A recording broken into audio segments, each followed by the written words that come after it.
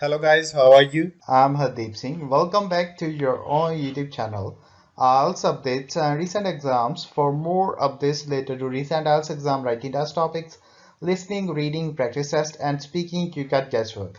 Please guys participate in everyday listening and reading practice test to achieve your desired band score in your actual IELTS exam. Please hit the like and subscribe button. Press the bell icon for the upcoming notifications. Don't forget like, subscribe and share my YouTube channel and my Facebook page, IELTS updates and recent exams. Part 1. You will hear a conversation between Annetta and Charlotte, first-year university students, and Bill, who works for the Student Union Employment Service. First, you have some time to look at questions 1 to 5.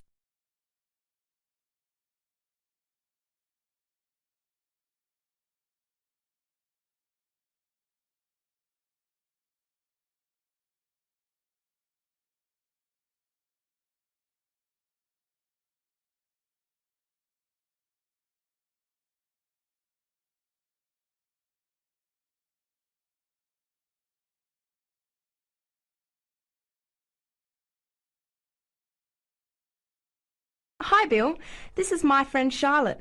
She's doing first year science too. Pleased to meet you, Charlotte. Annetta told me you want some part-time work.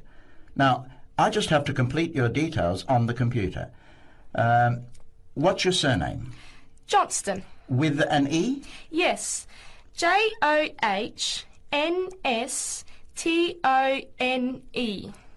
I know that you live in the Heathfield Street student residence, but I can't remember the street number there. It's 126. 126. Good. And the phone number? Well, actually, I never give people that number because sometimes nobody answers or they forget to pass on the messages. So, I bought a mobile phone yesterday, but I can't remember the number. I think it's 0414 847 748. I'll just check. No, sorry, not 748. It's 749. 0414 847 749? Yes, that's right. I must try and remember it. And what sort of work are you looking for? Well, anything really, I suppose, though it depends when it is. I'd rather work during the day, if that's possible. How many hours a week were you thinking of? Oh, I'm not sure. Maybe about 10. But I need to keep at least 2 days a week free for study.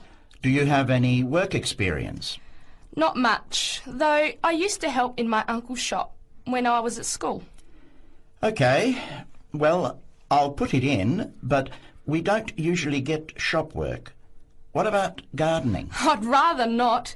Everything I touch dies. What other kinds of work are there? Well, there's a lot of demand for house cleaning, fast food preparation and kitchen work and pizza delivery if you've held a driving licence for 12 months. I'm not sure. Can I have a look at the vacancies while you talk to Annetta? Before the conversation continues, you have some time to look at questions 6 to 10.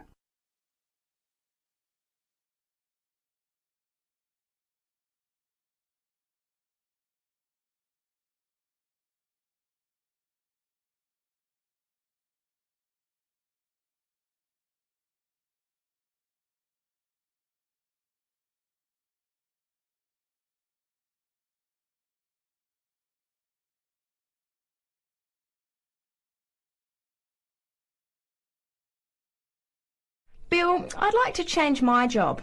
You're at the Hamburger Express on the High Street, aren't you? What's the problem? Well, I never know what hours I'm going to work. I start at 7 p.m. and I'm supposed to finish at 11 p.m, but sometimes they keep me until 2 or 3 a.m.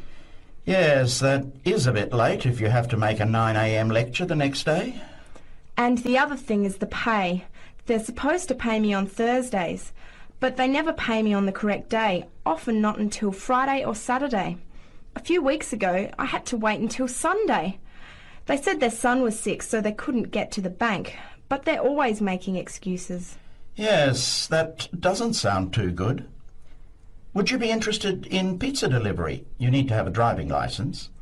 Yes, I've got a licence, but I think I'd like to change from working in the evening. Are there any day jobs available? Well, as I told Charlotte, there are several cleaning and gardening vacancies. And this childcare job that just came in this morning. Do you like children? Yes, I do, actually. What's the job? Let's have a look. Collect the boy aged 4 from kindergarten at 3 p.m. Pick up the other 2 girls who are aged 6 and 9 from the primary school at 3:15. You take them home and look after them. The parents will be home by 7. That sounds quite good. What about the pay? It's the same as you're earning now, 4 hours a day, Monday to Friday, so 20 hours a week. You need to contact Mrs. Alicia Thompson. Her phone number is 91045629, and she lives in Springfield. I've never been to Springfield. I hope I don't get lost. Don't worry. It sounds quite straightforward. Let's have a look at the street directory. The Thompsons live here in Tulip Street, number 252. So you catch the 631 bus, get off here next to the post office in Daisy Terrace. Walk past the post office to the corner, and on the opposite corner is the kindergarten. Then walk down Daffodil Place and cross over to the primary school. Then keep going down Daffodil Place to the corner and turn right into Tulip Street. That is the end of part 1. You now have half a minute to check your answers.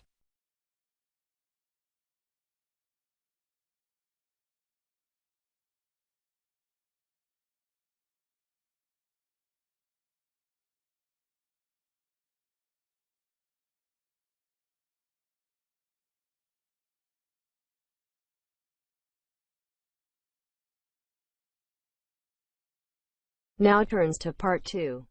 You will hear a talk by a tour guide. First, you will have some time to look at questions 11 to 17.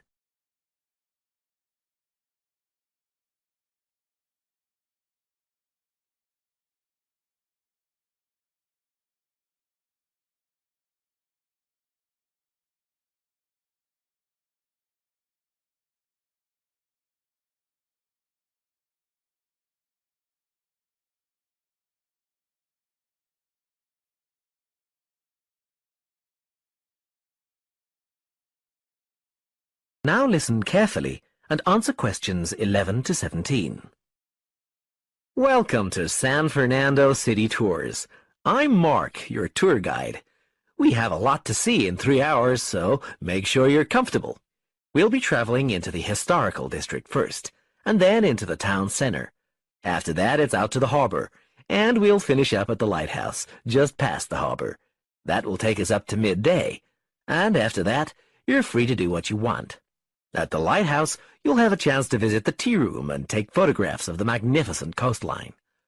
Now, as we have only 3 hours, we won't be able to take you around the shopping district, but we think you'd prefer to look around the shops there in your own time anyway.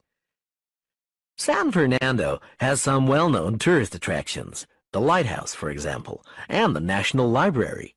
However, the little-known military museum is not to be missed. Be sure to visit before you leave. Now, there's a lot to do in San Fernando. Indeed, there really is something for everyone. For those who love the water, I can recommend a trip on the Seafarer, one of the most famous boats on the San Fernando River. It does an evening trip with a 3-course meal included. It's great fun for everyone, but especially for young people in their teens or 20s. After 9, there's a disco on the boat, and it gets really lively. Then there's a climbing wall near the town center. It's incredibly popular, with a large wall for expert climbers and a smaller wall for novices. There's a junior wall and a creche, so it's a great day out for those of you with kids. And if you like walking, there's some great walking tours. The city sights tour is highly recommended, as is the walking tour by the coast. But that one's only for the fit, not really suitable for children or the elderly. For more mature people, or those less able to get around, I would suggest a tour around the vineyards. It can be done in the luxury of a coach, and it's a wonderful way to explore the region's wines. Before you hear the rest of the talk, you have some time to look at questions 18 to 20.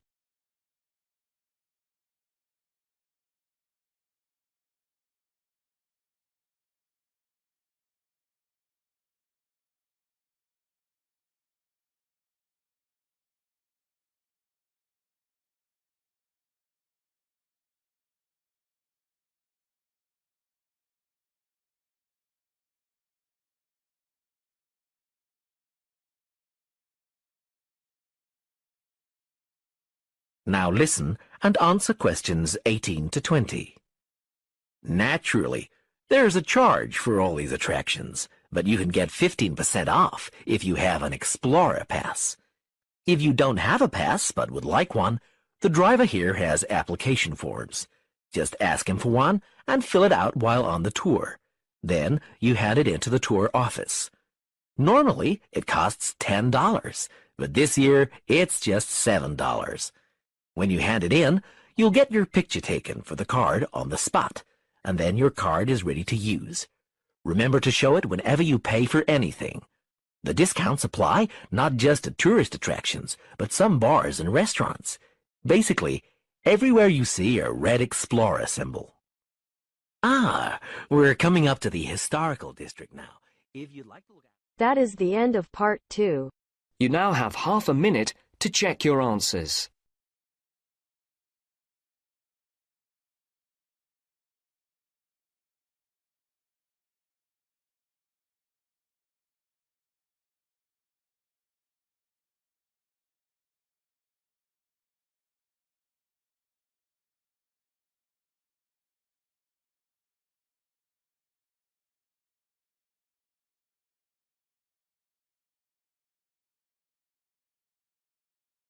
Now turns to part 3.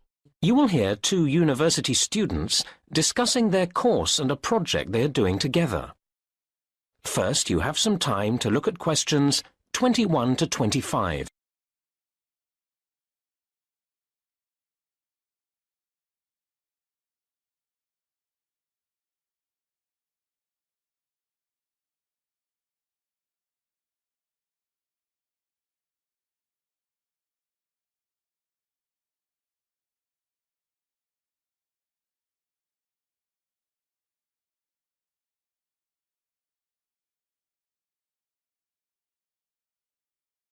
Now listen to the first part of the conversation and answer questions 21 to 25. Hi, Martin. Hi, Kate. How are you? Fine. I'm relieved to have done my presentation. I'm sure. How did it go? Oh, okay in the end, but I was ever so nervous beforehand. It's silly because I do know my stuff quite well. I must know those statistics inside out. But when you have to get each table of results to come up in the right order, it can make you nervous. It was my first time using the computerized projector, and I was sure I was going to get the controls wrong or something. And, of course, that's not a good situation if you know you've got to listen to questions carefully and be ready to answer quickly. But it was fine once you got going? Yes.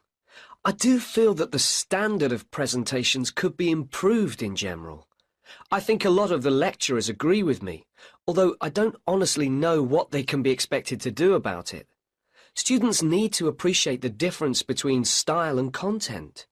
Too many presentations are just a mass of detailed content, all very worthy, without any attempt to engage people's interest. Basic things like looking at your audience's faces seem to get forgotten, and that makes it harder to concentrate on the points made about the research itself. Yes, there are quite a few improvements I'd like to see. Take tutorials, for example. I feel they're often a missed opportunity. I come out not feeling sure about what I've learnt. Week in, week out, I faithfully plough through the reading list, which is fair enough, but then the discussion doesn't seem to extract the main issues. It's frustrating. I know what you mean. Mind you, we have to take some responsibility ourselves. I actually got quite a lot from that skills workshop I went to on taking notes, and I'd like to make similar improvements in the next semester. The reading list we get has several websites each time, and I want to learn to navigate my way round them more effectively. Now, that sounds a good idea. Mind you, it means spending more time in the library. If you can get in. You mean because it's too crowded? It isn't big enough, is it? Well, I don't know. I mean, I like to work late in the evening, and it shuts before I want to finish. But I know you can access the catalogue from a laptop. Which, personally, I haven't got. Actually, the problem for me is that I like to get up early and start work straight away, and they don't start until 9. I wish they'd change that.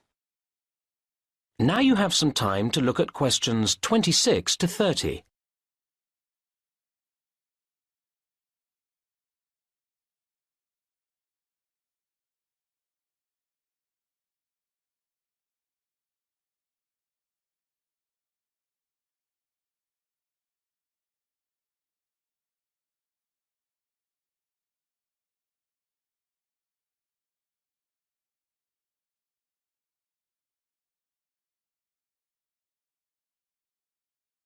Now listen to the rest of the conversation and answer questions 26 to 30.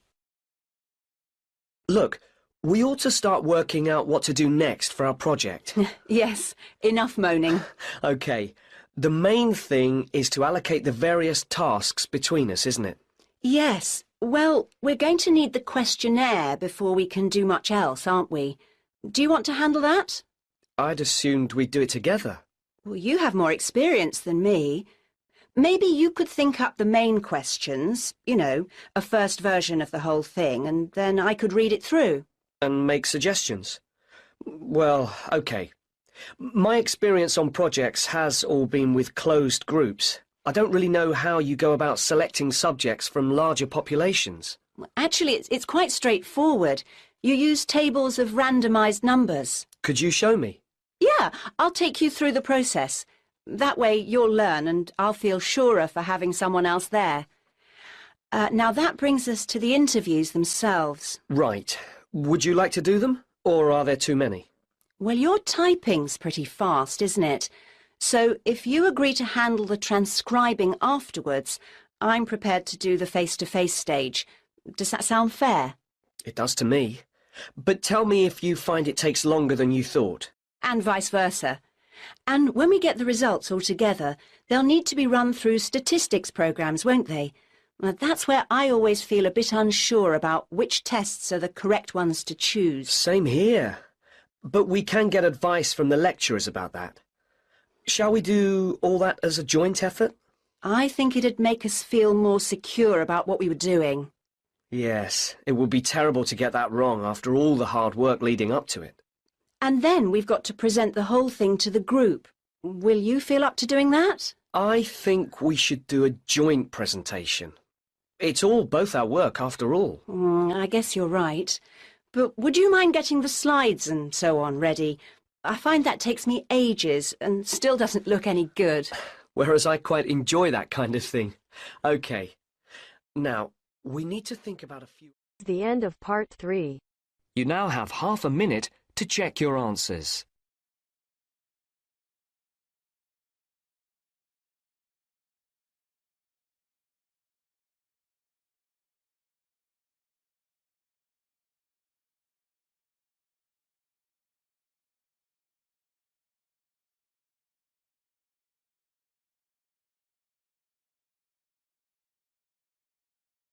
Now turns to part 4. You will hear a writer giving a talk about the different kinds of writing that the audience might want to try doing. First, you have some time to look at questions 31 to 40.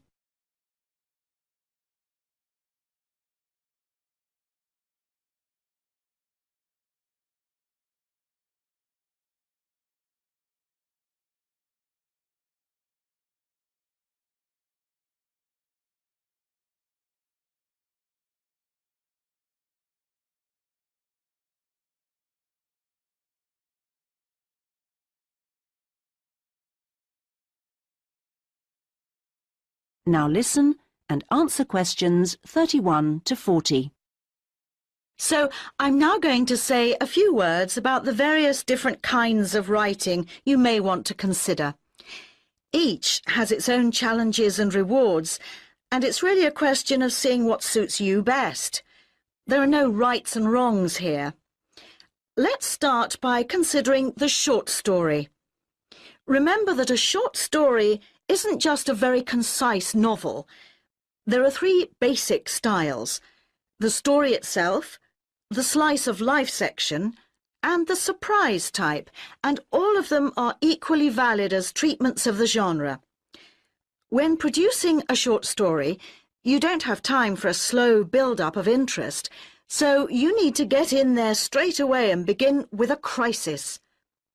Then there's non-fiction, which can sell very well, with biographies in particular frequently hitting the bestseller lists.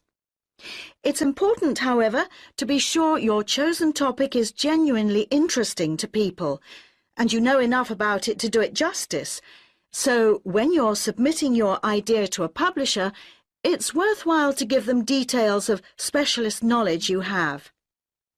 What about articles? Now, this is a very wide area, of course, going from the very learned and obscure to the populist gossip type. Articles based on giving advice are a proven area, and to give them a sufficient focus, you should produce your article for a definite market. That will help to define your purpose. Turning to something different, there's the question of poetry. It's often hard to define what poetry is exactly. Maybe it's easier to say what it isn't. But it should be subtle, so the message of a poem oughtn't to be overly obvious. True poems let the ideas sit there for the reader to ponder. What they must do is sound good, like singing. So I recommend reading what you write aloud to yourself to check the melody. Well, then there's plays, which are basically novels, but told only through conversation. A playwright includes minimal instructions for actions, but not for every small action the actors will perform.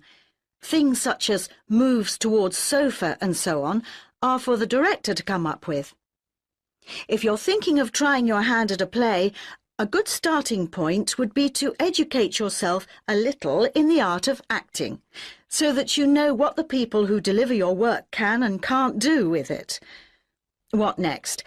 There's radio, of course. Radio uses an enormous range of material, and the BBC Writing for Radio Handbook contains information about all of this. To begin with, I suggest regional stations for sending your stuff to. The competition for national radio is extremely high. OK, another interesting area is children's literature. Now, very few, if any, children's books are published without pictures, but this doesn't mean that you, as writer, have to draw them. That's for the illustrator. What you do need to do is be clear who you want to write for. So fix on one age group, and then aim your stories at that. Right, I've saved what I consider to be the best and the hardest till last, the novel. Very long and very difficult to do well, but certainly not impossible, as any bookshop shelves will confirm. One of the first things to decide is from what point of view you will tell your story.